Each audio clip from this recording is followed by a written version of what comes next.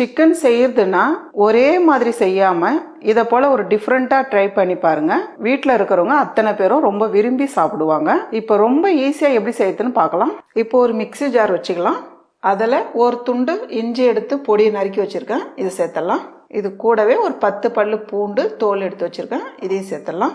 ஒரு கொத்து கறிவேப்பிலை, இதையும் சேர்த்தலாம். இதெல்லாம் சேர்த்து நைஸா அரைக்காம ஒன்றும் பாதியமா கொரகொரப்பா அரைச்சி எடுத்துக்கணும். இந்த அளவுக்கு கொரகொரப்பா அரைச்சி எடுத்து வச்சிருங்க. இப்போ ஒரு பவுல் வச்சுக்கலாம். நான் 3/4 கிலோ சிக்கன் எடுத்து கழுவி சுத்தம் பண்ணி வச்சிருக்கேன். தண்ணி நல்லா வடிகட்டி எடுத்து வச்சுக்கோங்க. 2 டேபிள் ஸ்பூன் காஷ்மீர் மிளகாய் தூள் எடுத்திருக்கேன். இது காரம் ரொம்ப கம்மியாக தான் இருக்கும். சப்போஸ் உங்களுக்கு காரம் கொஞ்சம் கூடுதலாக வேணுன்றவங்க நீங்கள் சாதாரண மிளகாய் தூள் கொஞ்சம் சேர்த்துக்கலாம். கூடவே 1/2 டீஸ்பூன் அளவுக்கு ஜீரகத்தூள் சேர்த்துடலாம். 1/2 டீஸ்பூன் அளவுக்கு சோம்பு தூள் சேர்த்துக்கலாம். ஒரு 3 சிட்டிக்கு அளவு மஞ்சத்தூள் சேர்த்துடலாம். 1 டீஸ்பூன் அளவுக்கு உப்பு சேர்த்துடலாம். கூடவே 1 டேபிள் ஸ்பூன் அளவுக்கு புளிப்பு இல்லாத கெட்டி தயிர், இதையும் சேர்த்துடலாம். நம்ம அரைச்சி வச்சிருக்க இஞ்சி பூண்டு கருவேப்பிலை பேஸ்ட், கூடவே 1/2 லெமன் ஜூஸ். இப்போ இதெல்லாம் சேர்த்துட்டு நல்லா மிக்ஸ் பண்ணிடுங்கம்மா. சிக்கன் கூட மசாலா நல்லா இறங்கணும், அந்த அளவுக்கு நல்லா கலந்துருங்க. தண்ணிலாம் சேர்க்காதீங்க, அப்படியே நல்லா மிக்ஸ் பண்ணுங்க. இந்த அளவுக்கு நல்லா கலந்துருங்க. இது அப்படியே இருக்கட்டும். இப்போ ஒரு பவுல் வச்சுக்கலாம். அந்த பவுலில் ஒரு முட்டை எடுத்துருக்கேன். இது கூடவே 1 டேபிள் ஸ்பூன் அளவுக்கு மைதா மாவு சேர்த்துக்கலாம். 2 டேபிள் ஸ்பூன் அளவுக்கு கார்ன்ஃப்ளவர் மாவு சேர்த்துக்கலாம். 1 டேபிள் ஸ்பூன் அளவுக்கு ரவை சேர்த்துக்கலாம். ரவை சேர்த்தமா சிக்கன் நல்லா கிறிஸ்பியாக இருக்கும், அதுக்காக தான். கூடவே 1 டீஸ்பூன் அளவுக்கு பெப்பர் சேர்த்துடலாம். இதெல்லாம் சேர்த்துட்டு கொஞ்சமாக தண்ணி சேர்த்துங்க, அதிகமாக சேர்க்க வேண்டாம். 1 டேபிள் ஸ்பூன் அளவுக்கு சேர்த்தா போதும். சேர்த்து நல்லா கலந்துருங்க. கட்டி கட்டியாக இல்லாமல் நல்லா கலந்துருங்க. நல்லா இந்த அளவுக்கு நல்லா பீட் பண்ணி எடுத்துக்கோங்க. இப்போ நம்ம சிக்கன் மசாலா சேர்த்து மிக்ஸ் பண்ணி வச்சுருக்கோம். இது கூடவே இதையும் சேர்த்துடலாம். நான் காஞ்ச மிளகாய் எடுத்து 1 டீஸ்பூன் அளவுக்கு பொடி பண்ணி வச்சுருக்கேன். இந்த அளவுக்கு நல்லா ஒரு கொரகொரப்பாக பொடி பண்ணி எடுத்துக்கோங்க. இது நீங்கள் போட விருப்பம் இல்லைன்னா நீங்கள் விட்டுடலாம். இப்போ இது மேலவே சேர்த்துடலாம். இப்போ இதெல்லாம் சேர்த்துட்டு நல்லா மிக்ஸ் பண்ணிவிடுங்க.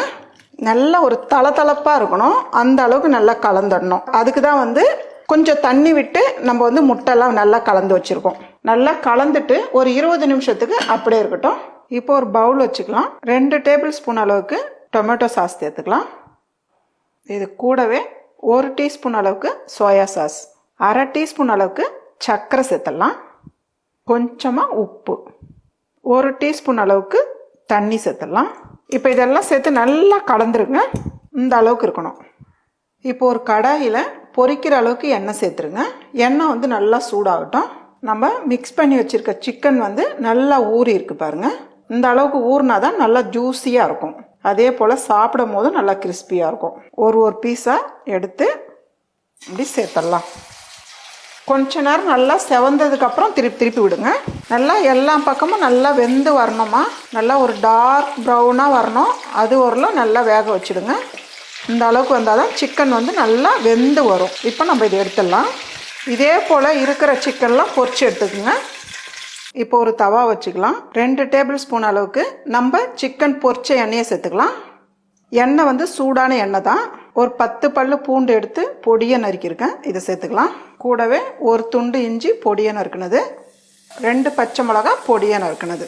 பச்சை மிளகா, இஞ்சி, பூண்டு இதெல்லாம் சேர்த்து ஓரளவுக்கு வதக்கினாலே போதும், ரொம்ப நேரம் வதக்க வேண்டியதில்லை. இந்த டைமில் நம்ம மிக்ஸ் பண்ணி வச்சுருக்க சாஸ் எல்லாத்தையும் சேர்த்துக்கலாம். சேர்த்துட்டு நல்லா கலந்து விடுங்க. அடுப்பு தீ குறைச்சிடுங்கம்மா. இது நல்லா கலந்து வரும்போது நமக்கு நல்ல ஒரு ஜெல் மாதிரி வரும். அது ஓரளவு நல்லா கலந்து விட்டுருங்க. பாருங்கம்மா, நல்லா ஜெல்லாக இருக்குது பாருங்கள். இந்த டைமில் நம்ம பொரிச்சு வச்சுருக்க சிக்கன் சேர்த்துடலாம். சிக்கன் சேர்த்து நல்லா கலந்து விட்டுருங்க. நல்லா பெரட்டிக்கிட்டே இருங்க. நம்ம சேர்த்துருக்க சாஸ்லாம் சிக்கனில் நல்லா பிடிச்சிக்கணும். அப்போ தான் சாப்பிடும் போது நமக்கு ரொம்ப ஜூஸியாக இருக்கும், டேஸ்ட்டும் ரொம்ப நல்லாயிருக்கும். இது பெரியவங்களுக்கு குழந்தைங்களுக்கெல்லாம் செஞ்சு கொடுத்தீங்கன்னா ரொம்ப விரும்பி சாப்பிடுவாங்க. அதுவும் பசங்க ரொம்ப விரும்பி சாப்பிடுவாங்க.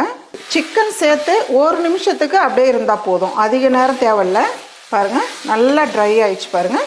அவ்வளோதாம்மா, நல்ல ஒரு டேஸ்டான, ஒரு டிஃப்ரெண்ட்டான, ரொம்ப ஈஸியான சிக்கன் ஃப்ரை ரெடி.